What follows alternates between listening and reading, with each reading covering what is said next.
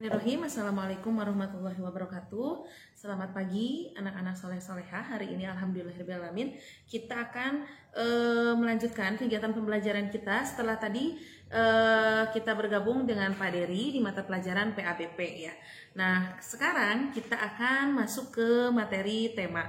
Silahkan sebelum menyimak videonya di pause dulu dan silahkan siapkan buku tematik yang kemarin sudah dipinjamkan oleh sekolah ya. Yang ini silahkan dibuka. Kalau sudah dibuka, ya kita lanjutkan lagi. Nah, kita akan masuk ke subtema 3 ya, yang ini ya, ada di halaman 111. Nah, ya. Nah, yang akan kita bahas di sini di subtema 3 pembelajaran 1, kita akan belajar di bahasa Indonesia dan juga IPA ya. Nah, silakan disimak. Ini subtema 3 tentang giat berusaha meraih cita-cita. Giat berusaha meraih cita-cita. Ibu yakin semua anak-anak ibu ini memiliki cita-cita yang sangat luar biasa ya.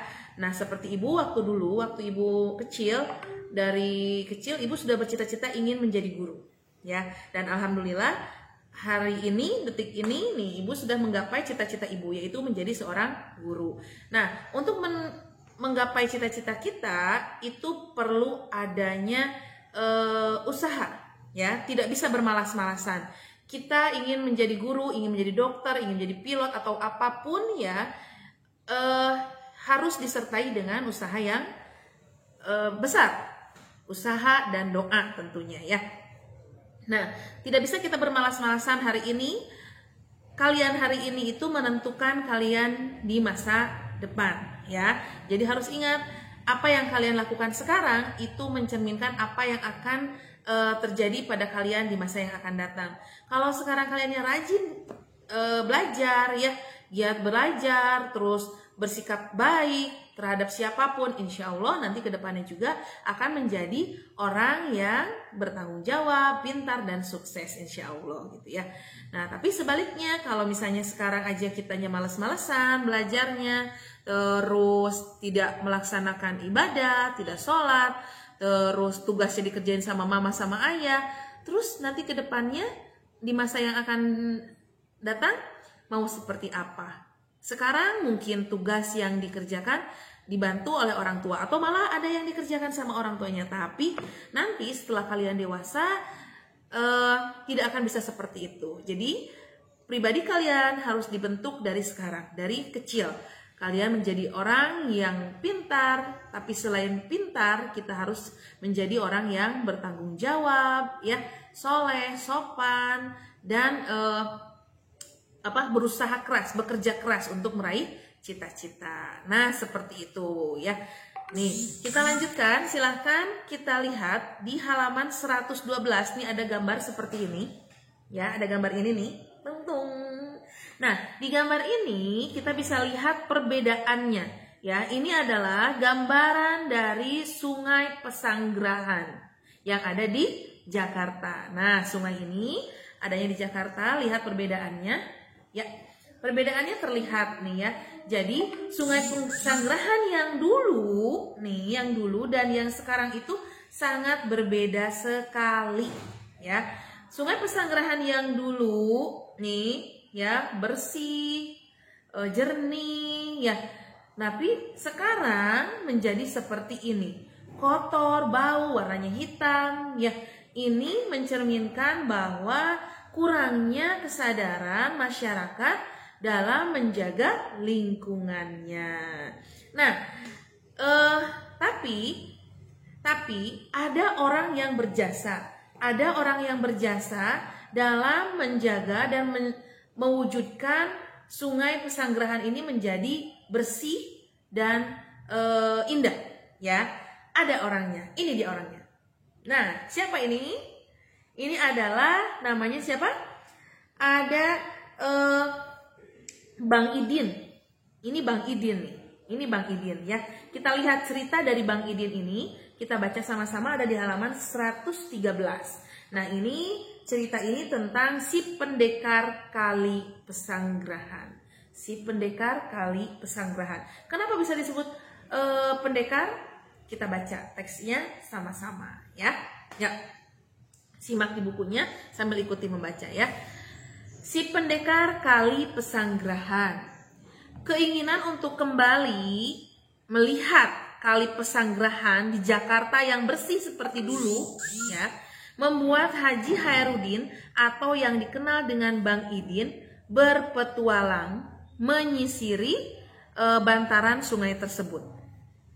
Kali Pesanggerahan yang dulunya tempat ia bermain air bersama teman-temannya telah berubah menjadi kali yang kotor, penuh sampah, berwarna hitam dan bau. Nah, pasti sedih nih ya Bang Idin ini. Dengan berbekal golok dan tekad yang besar, ia mulai menyusuri bantaran sungai untuk melihat tingkat kerusakannya ya. Lalu ia pun mulai membersihkan sampah-sampah yang menutupi sungai tersebut. Tuh, banyak sampah di sungai itu sehingga tersumbatlah ya. Ada yang buang sampah, ada yang buang limbah, tersumbatlah. Akhirnya oleh Bang Idin ini dibersihkan. Banyak anggota masyarakat yang menentang usaha dari Bang Idin ini karena dianggap sebagai perusuh katanya. Ya, dianggap sebagai perusuh. Kegiatannya banyak terhalang justru oleh masyarakat sekitar sungai yang tidak memahami tujuan kegiatannya. Akan tetapi ia tidak marah, ya. Baginya untuk menyadarkan orang lain tidak perlu membalasnya dengan kekerasan. Ia melakukan berbagai cara untuk membuat masyarakat sekitar sungai sadar pentingnya merawat sungai sebagai sumber daya alam mereka. Nah, jadi tetap sabar meskipun banyak orang yang menentang ya usaha dari Bang Idin ini. Akhirnya, berkat kesabaran dan tekad kuat, lambat laun kesadaran masyarakat mulai tumbuh. Bang Idin kemudian juga mengajak teman-temannya sesama petani penggarap untuk mengikuti langkahnya. Kini mereka berhasil menanam 40 ribuan pohon produktif di sepanjang bantaran kali.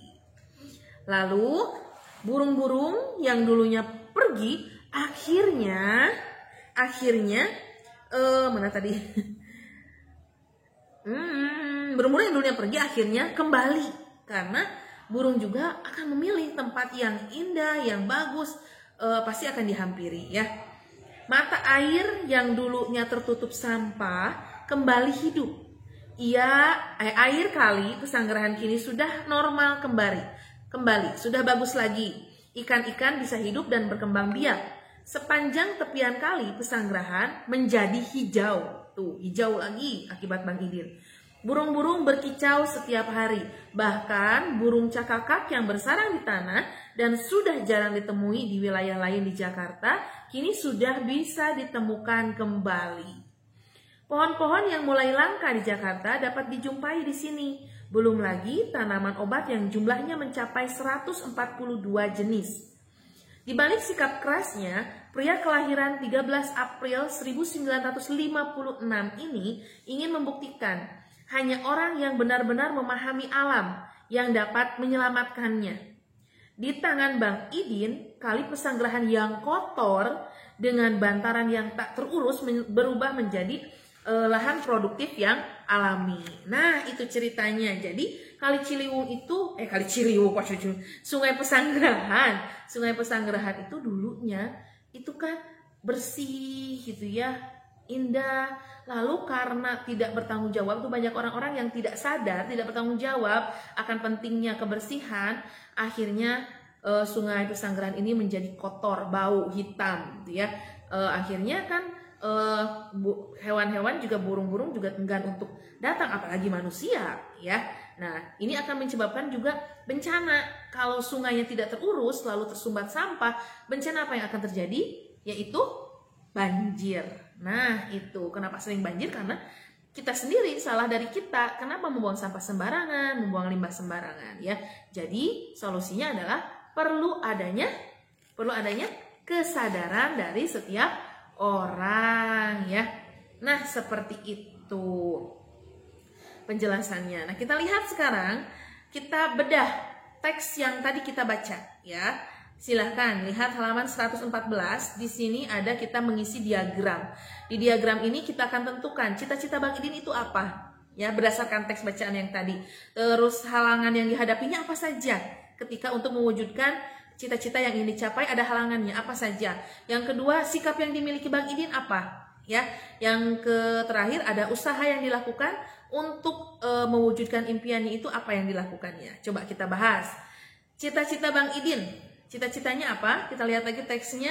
Cita-citanya adalah, ya, Bang Idin ingin melihat Kali Pesanggerahan yang menjadi bersih kembali seperti dulu. Tuh, cita-citanya yaitu Bang Idin ingin melihat kembali Sungai Pesanggerahan menjadi sungai yang bersih seperti dulu. Nah, lalu halangannya apa? Halangan yang dihadapi oleh Bang Idin apa coba? Tadi ada. Halangannya adalah, ya, banyak orang yang menentang. Banyak orang yang menentang, ya. Menentang usaha Bang Idin. Banyak orang yang menentang usaha Bang Idin karena dianggap sebagai perusuh katanya. Ya, gitu ya tadi ya. Nah, lalu apa? Ada hambatan lagi? Yang lain? Iya, hambatan yang lain, kurangnya kesadaran masyarakat gitu. Masyarakat tidak paham, tidak memahami maksud dari tujuan Bang Idin melakukan usaha ini. Nah, jadi halangannya ada dua nih ketika Bang Idin mau menggapai cita-citanya. Yang pertama, banyak orang yang menentang karena dianggap perusuh. Yang kedua, kurangnya pemahaman masyarakat tentang tujuan yang dilakukan oleh Bang Idin ini. Ya, gitu ya. Lalu sekarang, sikapnya apa coba? Sikap yang dimiliki oleh Bang Idin apa? Ya, tidak mudah marah, ya. Tidak mudah marah karena ketika dia dicemooh oleh masyarakat, dia tidak pantang menyerah. Dia tidak marah. Tapi tetap terus melakukan apa yang menjadi tujuannya, gitu ya. Lalu sifat yang kedua ada kerja keras juga, ya, tanpa pantang menyerah, sabar dan juga tekun. Nah, itu sifat dari Bang Idin. Usaha yang dilakukannya apa saja sehingga Sungai Pesanggerahan ini menjadi sungai yang bersih lagi? Apa yang dilakukan? Membersihkan sampah, ya, mengambil sampah-sampah yang menyumbat aliran sungai, ya. Lalu ada lagi yang dilakukan adalah menanam pohon produktif. Lalu yang terakhir, memberikan kesadaran kepada masyarakat. Nah, itu usaha yang dilakukan. Nah, Ibu mau kalian tadi yang sudah kita bahas ini, kalian isi, ya. Tapi ingat ya, buku ini tidak boleh dicoret-coret, ya. Isinya silakan isi di buku tulis, gitu. Nah, yang pertama, silakan tugas yang pertama ini kalian tulis di buku tulis dengan isinya, ya. Tinggal disalin, tadi Ibu sudah sebutkan di isinya. Kita sama-sama kita bahas, ya. Diisi di buku tulis seperti ini, dibuat diagramnya. Oke? Ya, halaman 114, ya. Oke, itu tugas yang pertama. Nah, ya, mudah-mudahan kita juga bisa mencontoh sikap dari Bang Idin ini, ya. Sikap yang pantang menyerah, tidak mudah marah, tekun, ulet. Itu kita terapkan agar cita-cita yang ingin kita capai bisa tercapai. Yang ingin jadi guru, nanti besarnya jadi guru. Yang ingin jadi pilot, besarnya jadi pilot, ya. Yang ingin jadi pelukis, pelukis. Jadi semuanya bisa tercapai karena usaha kita, tekad kita, ya. Nah, baik. Selanjutnya yang ingin Ibu bahas adalah masih di puisi, ya. Di puisi yang akan Ibu bahas adalah tentang deklamasi.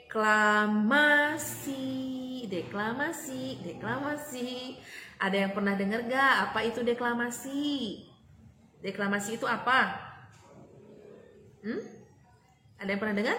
Ya, deklamasi itu berasal dari kata deklamator, ya. Deklamasi itu berasal dari kata deklamator, ya. Artinya deklamator itu artinya orang yang deklamator, gimana ya? Deklamator itu artinya apa ya? Sesuatu dari sini. Salah satu cara membacakan puisi tanpa menggunakan teks, ya. Deklamasi itu salah satu cara membacakan puisi tanpa menggunakan teks puisi. Jadi biasanya kita harus hafalin dulu tuh puisinya. Kalau sudah dihafalkan baru divideokan gitu ya. Itu deklamasi. Kalau misalnya kita masih baca, kita bawa teksnya gitu ya. Nah, itu masih membaca puisi biasa. Tapi kalau deklamasi, kita hafalkan dulu puisinya, lalu kita tampilkan, tapi tidak dengan membaca puisinya tidak dibaca, tapi dihafalkan terlebih dahulu. Manfaatnya apa? Yang pertama, kita lebih menghayati, karena dengan menghafalkan teks puisinya berarti kita sudah paham isi dari puisi tersebut, gitu ya.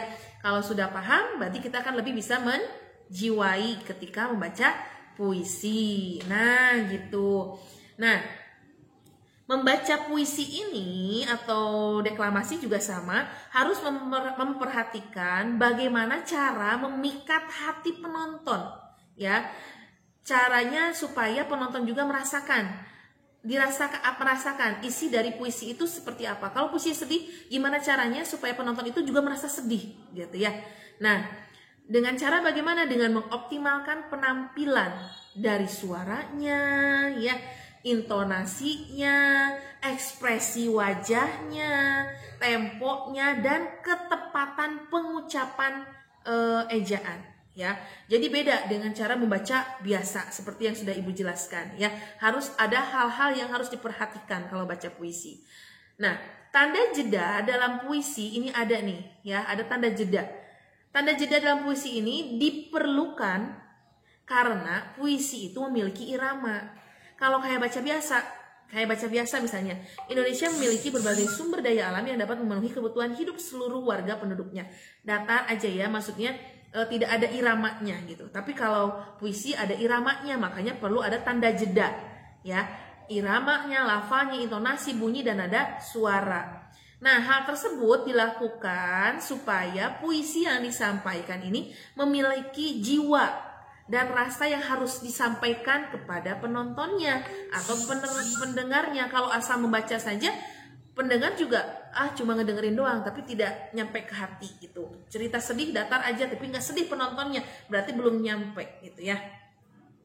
Tanda jeda pada puisi, nih ada 3 ya. Tanda jeda pada puisi itu ada 3.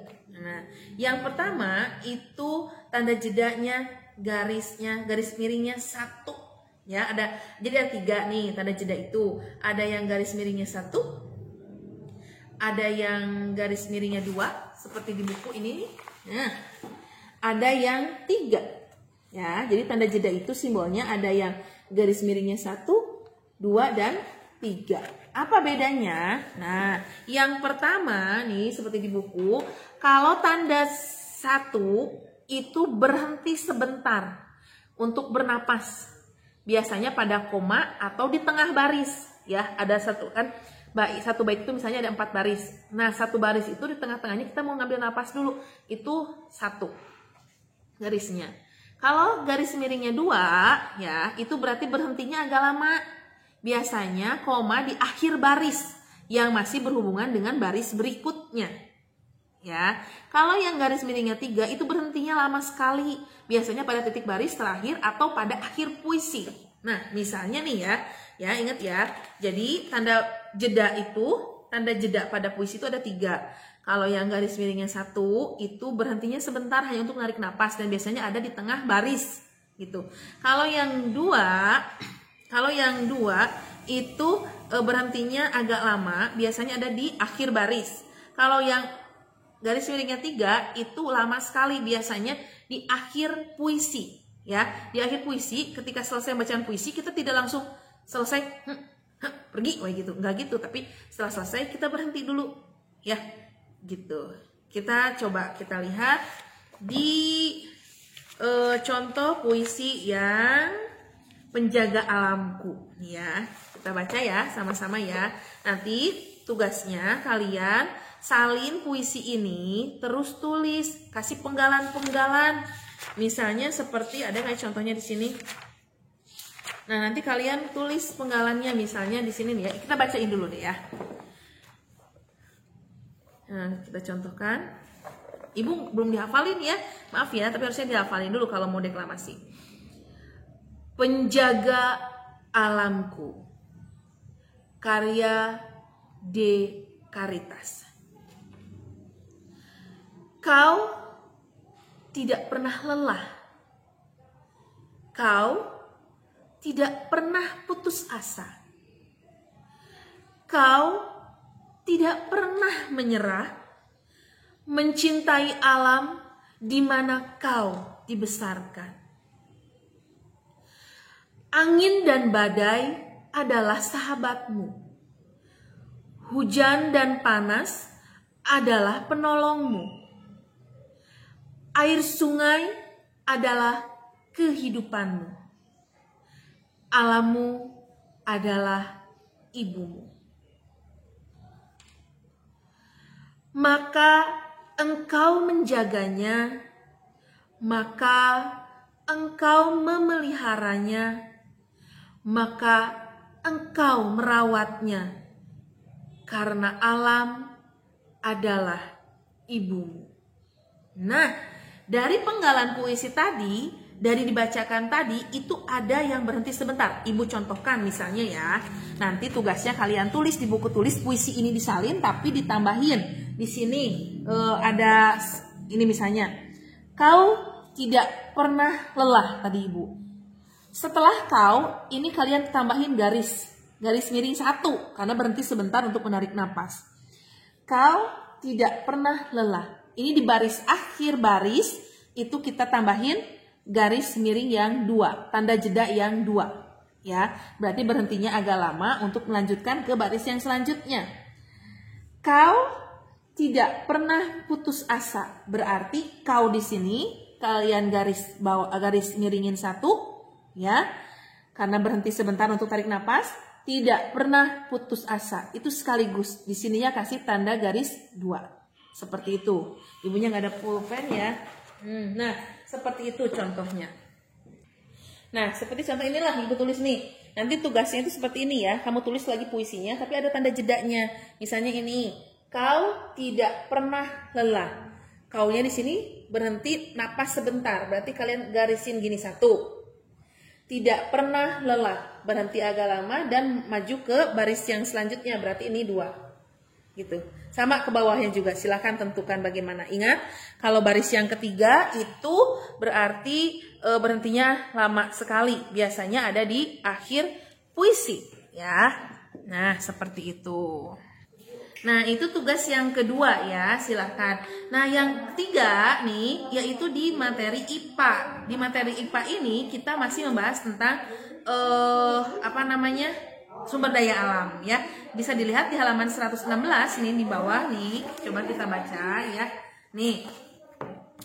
Indonesia itu memiliki sumber daya alam yang dapat memenuhi kebutuhan hidup seluruh warga penduduknya.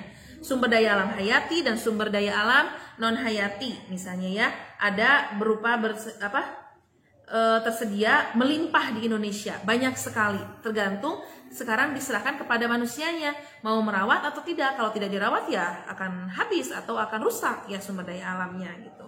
Nah, sumber daya alam mineral misalnya, ada sumber daya alam yang tidak dapat diperbarui ya. Jenis sumber daya alam tersebut memerlukan waktu yang sangat lama dalam pembentukannya.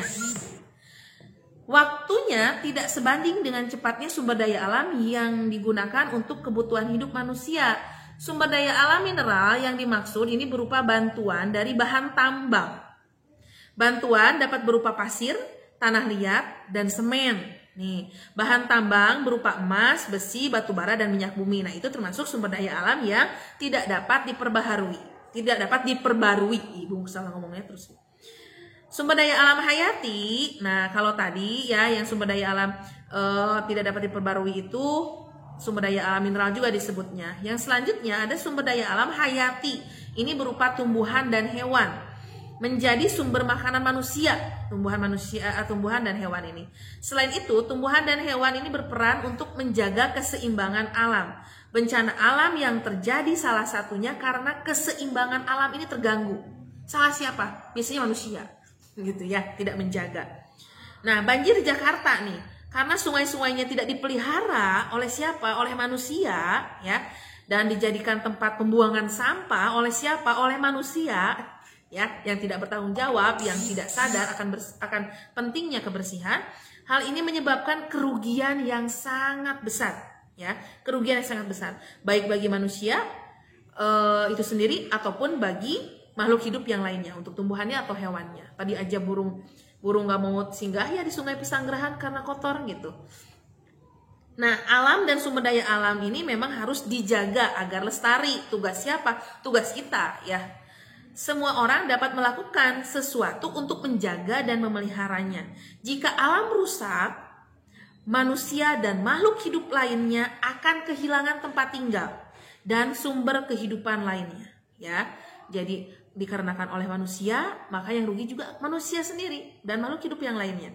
Oleh karena itu manusia harus berusaha menjaganya, salah satunya dengan mengkampanyekan, ya, usaha sederhana memelihara lingkungan melalui poster, ya. Jadi kita banyak sekali cara untuk menyadarkan manusia akan pentingnya ya kebersihan lingkungan dan untuk menjaga sumber daya alam agar tetap lestari. Nah, salah satunya adalah melalui poster. Maksudnya untuk apa? Poster-poster seperti ini. Nah, seperti ini nih, poster seperti ini, ya, mengajak manusia untuk menjaga lingkungannya. Ada misalnya, buanglah sampah pada tempatnya. Nah, seperti itu, mengajak orang untuk membuang sampah pada tempatnya, mengajak orang untuk menghemat air, mengajak orang untuk menyelamatkan bumi supaya tidak rusak gitu ya. Nah, itu adalah contoh-contoh poster ajakan agar orang mau melakukan menjaga kebersihan lingkungannya agar sumber daya alam juga tetap terjaga. Nah, tugas kalian, Ibu ingin coba kalian menggambar, berarti nih bahagia kan tugas menggambar ya. Tugasnya menggambar, membuat poster, ya, seperti biasa dikasih gambar, dikasih warna juga supaya seindah mungkin supaya orang tertarik untuk diajak untuk melakukan hal yang diajak melalui poster tersebut. Misalnya seperti contoh yang ini ya. Nah, silahkan boleh seperti ini atau boleh yang lainnya. Pokoknya ajakan untuk menjaga lingkungan ya, posternya untuk menjaga lingkungan. Silahkan buat tugasnya boleh di buku gambar ya, ukuran apa saja boleh, bebas. Mau di HVS boleh ya. Bagusnya di buku gambar biar tidak hilang ya. Jadi tugas yang ketiga adalah kalian buat poster ya tentang melestarikan sumber daya alam. Oke.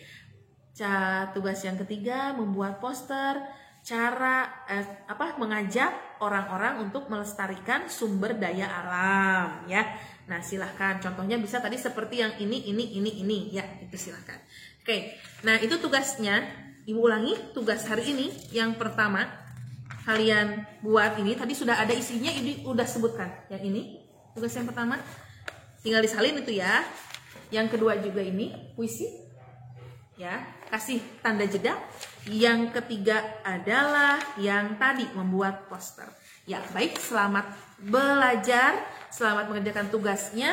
Tidak usah